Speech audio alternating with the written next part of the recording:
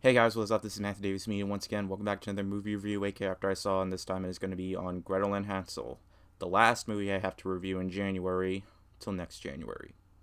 Thank God. But anyways, if you know the story of Hansel and Gretel, except this one's called Gretel and Hansel because this story is mostly about Gretel. I mean, in the fairy tale, it's basically about both of them, but this one focuses more on Gretel. And of course, she's the older sister of her younger brother, Hansel, and they're in the woods and they stumble upon this house with a witch inside, and they invite the children in, and, strange stuff occur as, Hansel starts doing work for the witch, including, chopping down stuff with an axe. And Gretel is just there being the big sister. And, basically, she's telling this tale, pretty much. Like, she narrates throughout the entire, well, not the entire film, but she narrates some of the parts of the story. Which, honestly, I found completely unnecessary. But if that's what they were going for, then okay. This movie I'm kind of split on. At first, I want to like it, but at the same time, there are stuff in the movie that I found kind of distracting. And not because it's scary, because it can be creepy at sometimes. It doesn't.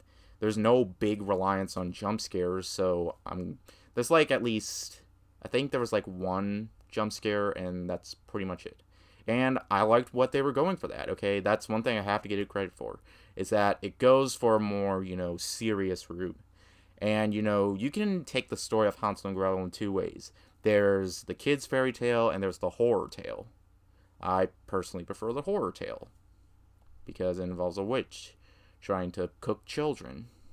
Except that's not what she's trying to do. I mean, yeah, she's trying to keep them for herself, but, she takes it into a more disturbing approach. I mean, actually, yes, they do. She does intend to cook them, except, they're not intending on, she's not, yeah, that's, actually thinking about it, yeah, that's what they're doing, but, the way she does it is really disturbing, and I'm not going to spoil it here.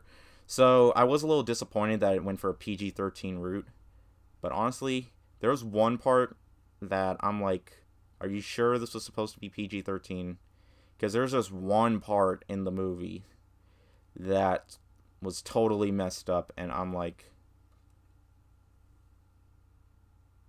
oh yeah, and there's a cat in the movie, and it doesn't die. Thank God. One thing I cannot stand in horror movies is seeing a cat die. That's Mittens, by the way.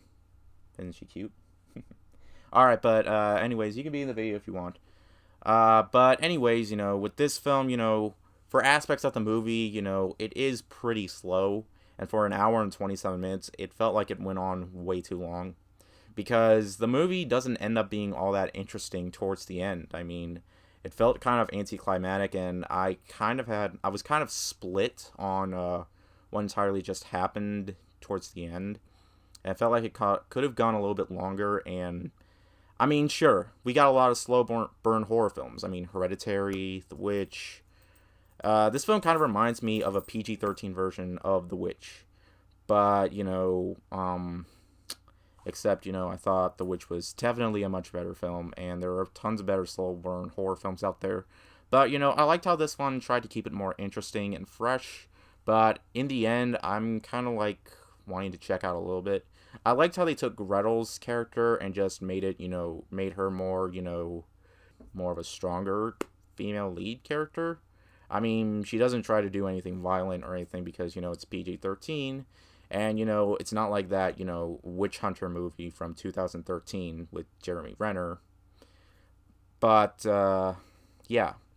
All in all, I can just say that, it was a fine film, for a January release. And being PG-13, it wasn't entirely, painful to watch, okay? I mean, performances are good. I really like the score.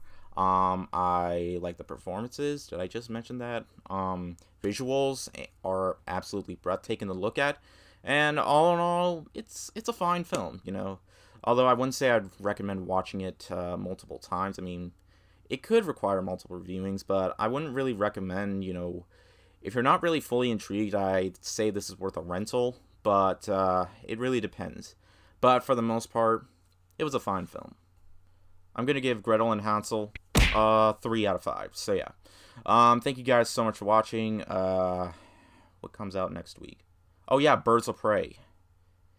That movie came pretty damn fast, didn't it? Well, I'm looking forward to seeing it. Hopefully it's better than Suicide Squad. Thank you guys so much for watching, and I'll see you guys later. Word out.